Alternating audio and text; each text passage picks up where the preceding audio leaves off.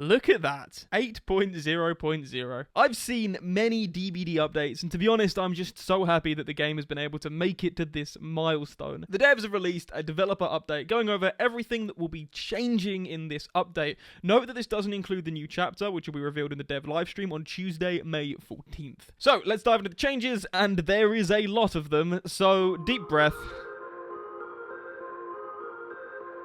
Chucky's hidey-ho cooldown is now 12 seconds rather than 18 seconds. He can now only scamper while performing a slice and dice attack, and the time it takes to scamper is now 1.3 seconds rather than 1.4 seconds. This has been done to reduce how easy it was to crawl under a pallet and then get a basic attack. The idea is to shift the focus of his gameplay onto slice and dice rather than just regular M1 chasing. Leatherface's chainsaw sweep duration is now 2.5 seconds per token rather than 2 seconds. His chainsaw sweep movement speed is now 5.35 meters per second rather than 5.29 meters per second. The collision detection size has been decreased. This will presumably make it easier to navigate tight spaces like they've said, but may also reduce the collision box for downs when chainsaw sweeping. They have said it's like environmental, but they haven't said environmental only, so I'm not sure. His tantrum time is now 3 seconds rather than 5 seconds, and add-ons have been adjusted to match these changes. This is a pretty phenomenal buff, and the idea is to take the reliance he previously had on add-ons away. Personally, Double Chili was my go-to for playing him, and it was often hard to get downs without it. Yes, this is a skill issue, but it's also a balance issue. Personally, I don't think he really needed any buffs. I don't think anyone was asking for him to be buffed, but we'll see how this feels in game. We'll trust in the devs, alright? Let's just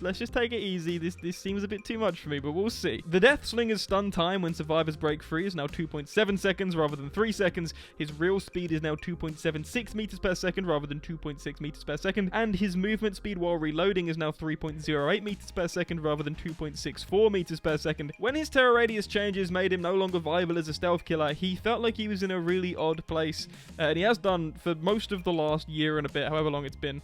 So these changes are probably for the best. I struggle against him when I'm playing Survivor, but that's a skill issue, so these are probably good changes. Wesker's hindered penalty from infection is now 4% rather than 8%, and infection is now reduced to 1% when hooked rather than 50%. To be honest, of all the killers deserving of nerfs, I did not expect Wesker. I've never had an issue against him, and always found it to be a battle of skill, but obviously the devs felt these changes necessary, so whatever, I don't get it, but whatever. The Blight, as in literally every single update since the dawn of man, has had some add-on changes. Compound 33 now increases rush turn rate and duration by 11% rather than 33%, a substantial nerf, and Eerie Blight tag now increases rush speed by 10% rather than 20%, another substantial nerf. Why does behavior hate Blight players? We will never know. Toolboxes have had changes to sabotaging speed to make saboing feel more viable. There are some big perk changes on the way. These have been done to address the, quote, most frustrating perks to play against for both sides. I won't give too many thoughts on them as they all follow that line pretty much perfectly, but here they are. Deadlock's block duration is now 25 seconds rather than 30 seconds. Background player's movement speed bonus is now 150% rather than 200%, but its exhaustion duration is now only 20 seconds rather than 40 seconds.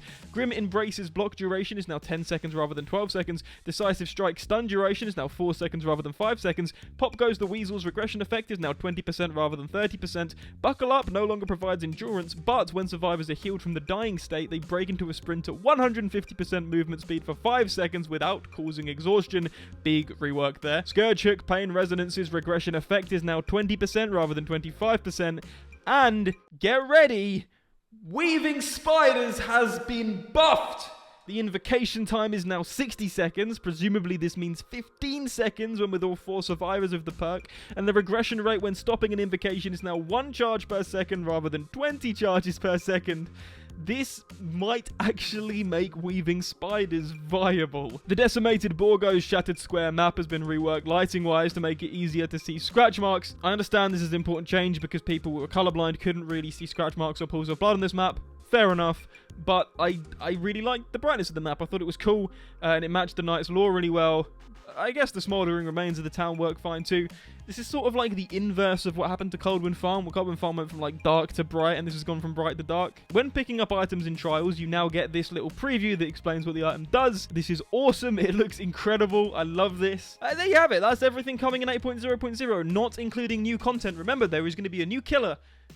Probably a new survivor, maybe even a new map. That's all going to be revealed in the dev livestream, May 14th. Sorry, I was literally just wrapping up the recording of this video, like editing of this video, sorry, and DBD posted this teaser which I'm not going to spoil.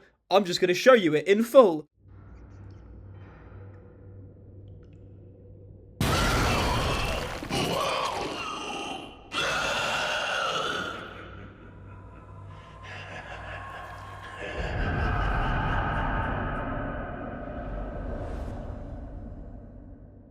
Oh my goodness. What are your thoughts on this update? Perk changes, killer changes, etc.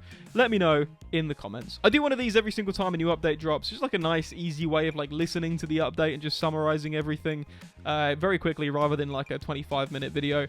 So if you enjoyed this, consider subscribing, or don't. That's fine too. As always, a big thank you to my patrons: Nova Keck, Sylvan, Jinx Likes Magic, Lith Alucard, Channel Manager, Chipstar878, along with YouTube members Jinx Likes Magic again, Nova again, Halsey, Chipstar878 again, and Meme Lord. Thank you for watching, and I'll see you in the next one.